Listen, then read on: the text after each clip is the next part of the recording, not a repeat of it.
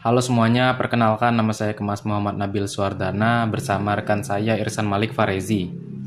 Pada kesempatan kali ini, saya dan rekan saya akan menjelaskan tentang materi probabilitas dan statistika, yaitu yang pertama pengertian data. Data adalah sekumpulan fakta, angka atau informasi yang diperoleh melalui proses pengamatan, pengukuran, wawancara, ataupun eksperimen.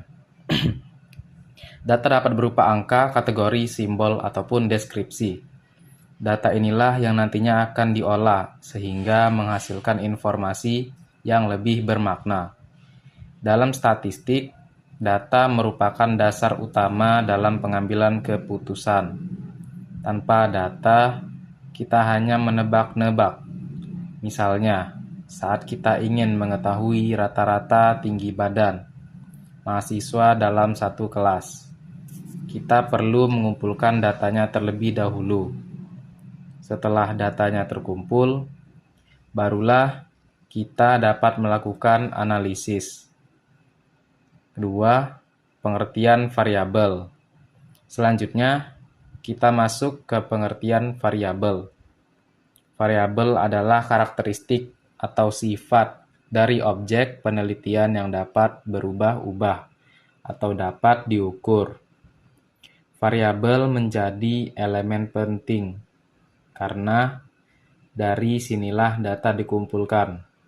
Secara umum, variabel dibagi menjadi dua jenis utama. Pertama, variabel kuantitatif, yaitu variabel yang dapat diukur secara numerik, seperti tinggi badan, berat badan, jumlah siswa, atau kecepatan kendaraan. Kedua, variabel kualitatif, yaitu variabel yang tidak berbentuk angka, tetapi berupa kategori atau label, seperti jenis kelamin, warna favorit, jenis pekerjaan, atau tingkat kepuasan. Variabel juga dapat dibedakan berdasarkan fungsinya, seperti variabel bebas dan variabel terikat. Variabel bebas adalah variabel yang memengaruhi, sedangkan variabel terikat adalah variabel yang dipengaruhi. Pembagian ini sering digunakan dalam penelitian eksperimen. 3. Skala ukur variabel. Berikutnya kita masuk pada skala ukur. Skala ukur adalah tingkatan atau cara mengukur suatu variabel agar data dapat diinterpretasikan secara tepat. Dalam statistik, terdapat 4 jenis skala ukur yang sering digunakan. 1. Skala nominal. Skala ini digunakan untuk membedakan kategori tanpa adanya urutan. Contohnya adalah jenis kelamin laki-laki dan perempuan, warna merah, hijau, biru, atau status mahasiswa aktif dan tidak aktif. 3. Skala ordinal. Skala ordinal menunjukkan urutan atau peringkat, tetapi jarak antar peringkat tidak harus sama. Contohnya adalah tingkat kepuasan. Sangat puas, puas, cukup, tidak puas, atau ranking juara 1, 2, dan 3. 3. Skala interval. Skala ini memiliki jarak antar nilai yang sama, tetapi tidak memiliki nol mutlak. Contohnya adalah suhu dalam derajat Celcius atau Fahrenheit. 0 derajat pada skala ini bukan berarti tidak ada suhu. 4. Skala rasio. Skala rasio memiliki jarak yang sama dan memiliki nol mutlak. Contohnya berat badan, panjang, umur, dan pendapatan. Pada skala ini, angka 0 berarti benar-benar tidak ada nilai. Pemahaman tentang skala ukur sangat penting karena menentukan metode analisis statistik yang dapat digunakan. Penyajian data. Setelah mengumpulkan data, langkah berikutnya adalah penyajian data. Penyajian data bertujuan untuk mempermudah pembaca memahami informasi dari data tersebut. Ada beberapa bentuk penyajian data yang umum digunakan. A. Diagram batang atau bar chart. Diagram batang digunakan untuk menyajikan data dalam bentuk batang-batang tegak atau mendatar.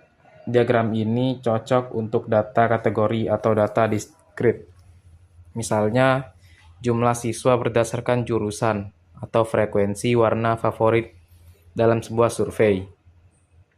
Dengan diagram batang, perbandingan antar kategori menjadi lebih jelas. B. Diagram garis atau line chart. Diagram garis biasanya digunakan untuk menunjukkan perubahan data dari waktu ke waktu atau tren. Diagram ini sangat cocok untuk data berkala seperti perkembangan nilai tukar rupiah per bulan, grafik pertumbuhan penduduk per tahun, atau suhu harian dalam seminggu. Garis yang menghubungkan titik-titik data membantu kita melihat pola naik atau turun. C. Diagram lingkaran. Diagram lingkaran menampilkan data dalam bentuk lingkaran yang dibagi menjadi beberapa bagian sesuai persentase masing-masing kategori. Diagram ini cocok untuk menunjukkan proporsi atau persentase dari keseluruhan data. Misalnya persentase penggunaan media sosial di kalangan remaja. Namun diagram ini sebaiknya digunakan hanya bila jumlah kategorinya tidak terlalu banyak, agar tidak membingungkan. 5. Ukuran pemusatan data. Selanjutnya kita masuk pada ukuran pemusatan data. Ukuran pemusatan data adalah nilai yang mewakili sekelompok data, sehingga kita bisa mengetahui di sekitar mana data tersebut berkumpul. Ada 3 ukuran pemusatan data yang paling umum, yaitu mean, median, dan modus. A. Mean, rata-rata. Mean atau rata-rata adalah hasil penjumlahan seluruh data, dibagi dengan banyaknya data. Mean memberikan gambaran umum dari keseluruhan nilai. Namun, mean sangat sensitif terhadap data ekstrim atau outlier. Misalnya, jika satu nilai jauh lebih besar dari yang lain, mean menjadi tidak representatif. D. Median. Median adalah nilai tengah dari sekumpulan data yang sudah diurutkan dari yang terkecil hingga terbesar. Median lebih tahan terhadap outlier. Misalnya jika kita ingin mengetahui pendapatan rata-rata masyarakat, median seringkali lebih menggambarkan kondisi sebenarnya dibanding mean. C. Modus. Modus adalah nilai yang paling sering muncul dalam suatu data. Jika sebuah nilai muncul beberapa kali, maka nilai tersebut adalah modus. Modus sangat berguna untuk data kategori, misalnya warna baju yang paling sering dipilih, atau minat jurusan yang paling dominan. Dalam beberapa kasus, data bisa memiliki lebih dari satu modus, atau bahkan tidak memiliki modus sama sekali. Misalnya, kita ingin mengetahui kondisi ekonomi dalam satu desa. Kita mengumpulkan data pendapatan 50 keluarga. Dalam data tersebut, ada 3 keluarga yang pendapatannya sangat besar. Jika kita menggunakan mean, maka hasilnya bisa tampak tinggi dan tidak mencerminkan kenyataan. Dalam kasus seperti ini, median lebih tepat digunakan. Sementara modus mungkin menunjukkan pekerjaan atau pendapatan yang paling umum terjadi di desa tersebut. Dalam praktiknya, proses pengumpulan data tidak selalu sederhana. Seringkali peneliti harus menghadapi berbagai kendala, seperti responden yang tidak konsisten, data yang tidak lengkap, hingga kesalahan pengukuran. Karena itu, sebelum melakukan pengumpulan data, peneliti harus membuat instrumen yang jelas, seperti kuesioner, lembar observasi, atau alat ukur yang terkalibrasi. Prinsip kualitas data yaitu validitas dan reliabilitas menjadi kunci agar data yang dikumpulkan benar-benar dapat dipercaya. Selain kualitas data, peneliti juga harus memperhatikan jumlah data atau ukuran sampel. Jumlah sampel yang terlalu kecil bisa membuat hasil penelitian kurang akurat. Sementara sampel yang terlalu besar membutuhkan waktu dan biaya yang lebih banyak. Dalam statistik, ada teknik untuk menentukan jumlah sampai ideal berdasarkan populasi, tingkat kepercayaan, dan margin of error. Konsep-konsep ini penting agar penelitian dapat berjalan efektif dan efisien. Setelah data terkumpul, tahap berikutnya adalah proses pembersihan data atau yang sering disebut data cleaning. Tahap ini melibatkan pemeriksaan ulang terhadap data yang hilang, data ganda, atau data yang tidak masuk akal. Misalnya, jika ada data umur siswa 150 tahun, tentu itu adalah kesalahan input.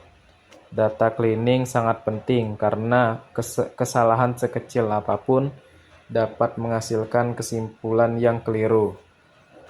Dalam penyajian data, kita juga harus memperhatikan audiens yang akan membaca laporan tersebut. Jika laporan ditujukan untuk masyarakat umum, penyajian visual seperti diagram batang atau pie chart sangat membantu. Namun, jika ditujukan untuk kalangan akademik, penyajian data biasanya lebih lengkap dengan tabel, grafik statistik, dan analisis deskriptif. Dengan demikian, penyajian data tidak hanya soal estetika, tetapi juga soal bagaimana menyampaikan informasi secara efektif. Diagram batang sendiri memiliki beberapa variasi, seperti diagram batang kelompok dan diagram batang bertumpuk. Diagram batang kelompok digunakan ketika kita ingin membandingkan beberapa kategori sekaligus. Misalnya jumlah siswa laki-laki dan perempuan pada 3 jurusan yang berbeda. Sedangkan diagram batang bertumpuk digunakan untuk melihat komposisi sekaligus perbandingan antar kategori dalam satu tampilan. Penggunaan variannya bergantung pada kebutuhan analisis. Untuk diagram garis, penting juga untuk memperhatikan interval waktu agar grafik tidak menyesatkan. Ketika interval waktu terlalu lebar atau terlalu sempit, grafik dapat terlihat tidak stabil atau bahkan membingungkan. Disinilah peran peneliti untuk memilih rentang waktu yang tepat, misalnya per hari, per minggu, atau per bulan. Dengan grafik yang baik, pembaca dapat langsung melihat pola, misalnya apakah data cenderung naik, turun, atau berfluktuasi. Diagram lingkaran pun memiliki batasan. Walaupun indah dan mudah dilihat, diagram lingkaran kurang cocok digunakan jika perbedaan antar kategori terlalu kecil. Misalnya, jika satu kategori memiliki persentase 19% dan kategori lain 21%, pembaca akan sulit membedakannya. Dalam kasus seperti ini, diagram batang lebih direkomendasikan karena skala visualnya lebih jelas. Jadi tidak semua data cocok disajikan dengan pie chart. Beralih ke ukuran pemusatan, selain mean, median, dan modus, ada juga ukuran pemusatan lain seperti kuartil dan persentil. Kuartil membagi data menjadi 4 bagian, sementara persentil membagi data menjadi 100 bagian.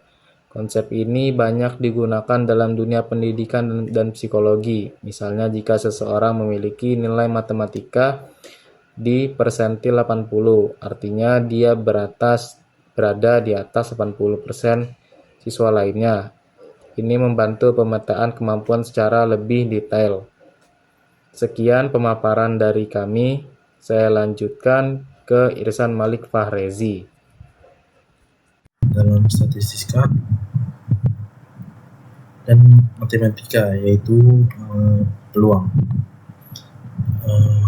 Dalam peluang ini kita akan membahas topik-topik seperti apa itu ruang sampel dan kejadian, cara menghitung peluang suatu kejadian, peluang bersyarat dan cara mudah memahaminya, aturan penjumlahan peluang, aturan perkalian peluang, dan penjelasan konsep kejadian saling lepas, kejadian bebas, dan kejadian tidak bebas. Video ini cocok untuk siswa SMP, SMA, kuliah, atau siapa saja yang mau tahu tentang peluang secara mendalam yang mudah dimengerti. Baik, langsung saja. Yang pertama, tentang ruang sampel dan kejadian. Apa itu ruang sampel? Ruang sampel adalah kumpulan semua hasil yang mungkin dari suatu percobaan. Contohnya itu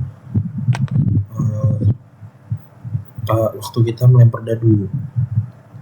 Maka waktu kita melempar dadu, apa yang akan keluar itu 1, 2, 3, 4, 5, dan 6. Kenapa angka-angka tersebut? Karena angka-angka tersebut terdapat pada mata-mata dadu, yaitu angka-angka yang akan keluar. Lalu contoh keduanya itu saat kita melempar 2 koin, hasilnya bisa saja gambar angka gambar, dan angka-angka. Maka itu terdapat 4 peluang. Karena lanjut lagi ke contoh yang ketiga, saat kita mengambil kartu remi terdapat 52 kartu. Maka dari 52 kartu itu, semua kemungkinan titik akhir pengambilan dari satu kartu. Jadi 52 kartu itu kemungkinan semuanya akan terambil. Lalu contoh keempatnya itu adalah yang lebih gampang lagi, itu adalah cuaca hari esok. Walaupun benda fisik, cuaca juga memiliki probabilitas yang tetap berlaku. Contohnya itu cuaca saat besok itu adalah hujan, mendung, atau cerah. Oleh karena itu, peluang bisa dipakai untuk kejadian seperti cuaca, prediksi ekonomi, dan sebagainya.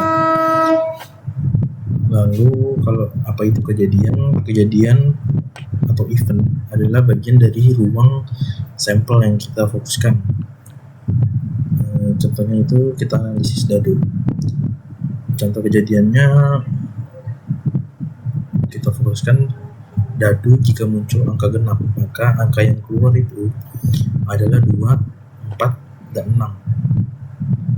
Lalu dadu B angka lebih dari 4, maka peluang yang keluar itu adalah 5 dan 6. Lalu lanjut ke dadu C angka prima, peluang dadu yang keluar itu angkanya adalah 2, 3, dan 5.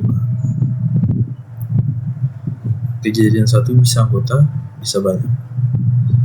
Lalu lanjut ke kejadian komplement bila kejadian yang berisi semua hasil yang bukan kejadian tersebut. Jika dadu A angka genap, maka dadu B itu adalah angka ganjil. Komplement ini sangat berguna, terutama ketika menghitung peluang dengan cara cepat. Lalu terdapat juga kejadian saling lepas. 2 kejadian disebut saling lepas jika tidak bisa terjadi bersamaan. Contohnya itu dadu A muncul angka 1 dan dadu B muncul angka 6. Keduanya tidak bisa terjadi sekaligus dalam satu lemparan dadu. Lanjut lagi ke kejadian tidak saling lepas. Contohnya itu dadu A itu angka genap dan dadu B angka yang lebih besar dari 3. Maka itu dari A dan B terdapat irisan yang berarti tidak bisa saling lepas karena terdapat 2 angka yang sama. Angka yang sama itu adalah 4 dan 6. Karena angka genap itu 2, 4, 6, sementara angka yang lebih besar dari 3, 4, 5, dan 6. Terdapat angka 4 dan 6 yang tidak bisa saling lepas. Lanjut lagi ke materi kedua, yaitu peluang suatu kejadian. Peluang adalah rasio antara jumlah kejadian yang diinginkan dengan jumlah seluruh hasil yang mungkin. Rumus dasarnya itu adalah PA sama dengan A per S. Contohnya, contoh dasarnya itu jika dadu A muncul angka genap, maka A mutlak itu adalah 3 dan S mutlak itu adalah 6. Maka dari rumus tersebut dapat dihasilkan 3/6 sama dengan 1/2 atau setengah. Lanjut lagi ke contoh yang kedua. Saat mengambil kartu, ada 4 kartu as dari total 52 kartu. Maka dari rumus tersebut 4/52 yang hasilnya itu sama dengan 1/13. Lanjut lagi ke contoh 13. Lanjut lagi ke contoh 3. Saat kita mengambil kelereng, dalam kantong terdapat 10 kelereng, yaitu 5 merah, 2 biru, dan 3 kuning. Maka total ada 10. Karena merah ada 5, maka 5 peluang terambilnya merah itu adalah 5 dibagi 10 sama dengan setengah. Karena biru ada 2, maka peluang terambilnya biru itu ada 2/10 sama dengan 1/5. Dan peluang kuning terambil adalah 3/10.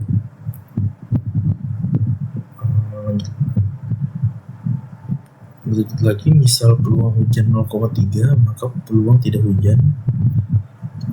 Terdapat rumus yang baru di sini, yaitu saat P tidak hujan sama dengan 1 dikurang P hujan sama dengan 0,7. Lalu ada peluang kejadian pasti dan mustahil. Kejadian pasti itu sama dengan 1 dan kejadian mustahil sama dengan 0. Lanjut lagi ke materi yang ketiga, yaitu peluang bersyarat. Peluang bersyarat yang artinya itu adalah peluang kejadian A terjadi dengan syarat kejadian B harus sudah terjadi terlebih dahulu. Oleh karena itu terdapat rumusnya PA/B sama dengan PAB itu dibagi PB. Contoh yang pertama itu saat contoh dadu diketahui angka yang muncul lebih dari 2, maka ruang sampelnya itu adalah 3, 4, 5, dan 6, angka-angka yang lebih dari 2. Jika ini ditanyakan peluang genap, maka jawabannya itu adalah 4 dan 6, karena dari ruang sampel baru angka genap yang terdapat adalah 4 dan 6. Oleh karena itu P sama dengan 2 dibagi jumlah ruang sampel, yaitu 4. 2 dibagi 4 sama dengan hasilnya setengah. Lalu terdapat contoh kedua, kelereng tanpa pengembalian. Sebuah kantong berisi 6 kelereng, 3 merah, 2 biru, 1 hijau. Ambil 1 bola, diketahui bola itu bukan merah, artinya bola itu biru, hijau. Lalu yang ditanya itu adalah peluang bola biru, maka didapat P biru per bukan merah sama dengan karena terdapat 2 biru di dalam kantong, artinya 2 dibagi yang bukan merah, karena bola yang diambil itu diketahui itu bukan merah, maka 2/3 karena bola merah terdapat 3 di dalam kantong. Jawabannya itu adalah 2/3. Lanjut lagi ke contoh dengan menggunakan kartu remi.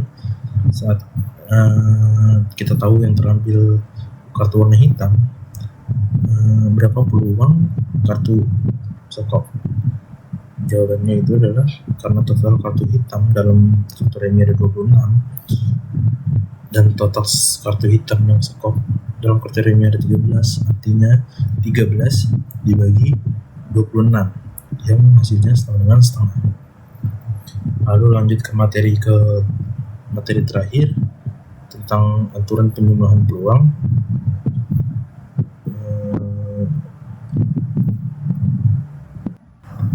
Baik, lanjut lagi ke aturan penjumlahan peluang. saat jika saling lepas, maka terdapat rumusnya itu PA ditambah PB. Contohnya itu P-nya itu angkanya itu 1 atau 6.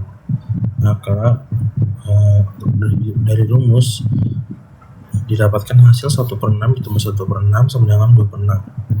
Lalu jika tidak saling lepas, PA ditambah PB dikurang PAB. Contohnya itu dadu A itu genap 246, dadu B itu lebih dari 3 456. Maka terdapat irisan. Irisan ini adalah angka yang terdapat pada dua dadu A dan B, yaitu 4 dan 6. Maka dari itu PA itu sama dengan 3/6 dan PB 3/6, PAB 2/6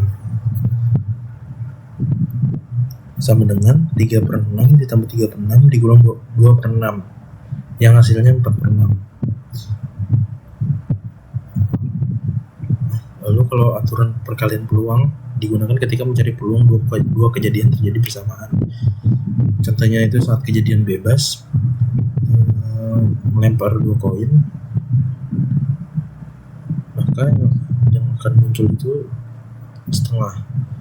Lalu yang akan muncul gambar di koin kedua itu setengah juga. Maka hasilnya setengah dikali setengah sama dengan 1/4. Lalu juga terdapat kejadian tidak bebas dengan rumus PA per B dikali PB. Contohnya kelereng tanpa pengembalian.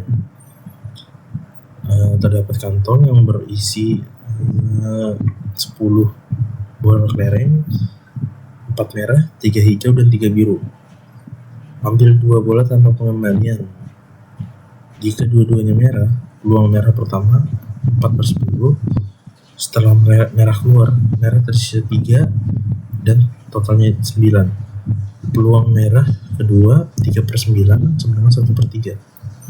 Maka dari rumus didapatkan hasil 4/10 dikali 1/3 sama dengan 4/30, yang hasilnya itu 2/15. Lalu akan saya jelaskan tentang contoh soal kombinasi. Contohnya soal tingkat yang tidak terlalu sulit.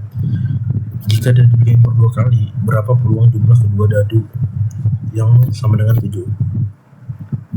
Maka dari itu didapatkan pasangan dadu yang jumlahnya 7 itu 16, 25, 34, 4 dan 3, 5 dan 2, 6 dan 1. Maka dari itu terdapat 6 pasangan. Dari 6 pasangan itu, maka total kemungkinan adalah 6 dikali 6 sama dengan 3/6. Oleh karena itu, P sama dengan 6 dibagi 3/6 yang hasilnya 1/6. Lalu kita lanjut ke contoh soal yang kedua, soal kartu. Berapa peluang mengambil kartu merah atau kartu as? Kartu merahnya ini 26, kartu as 4, as merahnya itu 2. Maka dari itu P sama dengan 26/52 ditambah 4/52 dikurang 2/52. Didapatkan hasil 28/52 sama dengan 7/13. Lalu kita lanjut ke soal terakhir, soal kelereng. Tas berisi 5 merah, 4 biru, 3 kuning. Lalu kita ambil 1 bola. Berapa peluang bola merah atau biru? Peluang bola merah adalah 5/12, peluang bola biru 4/12. Maka P sama dengan 5/12 ditambah 4/12 sama dengan 9/12, yang hasilnya itu 3/4. Oke. Itu saja tentang penjelasan mengenai peluang, mulai dari peluang sampel, kejadian, peluang dasar, peluang bersyarat, aturan penjumlahan, dan aturan perkalian, hingga contoh soalnya. Kalau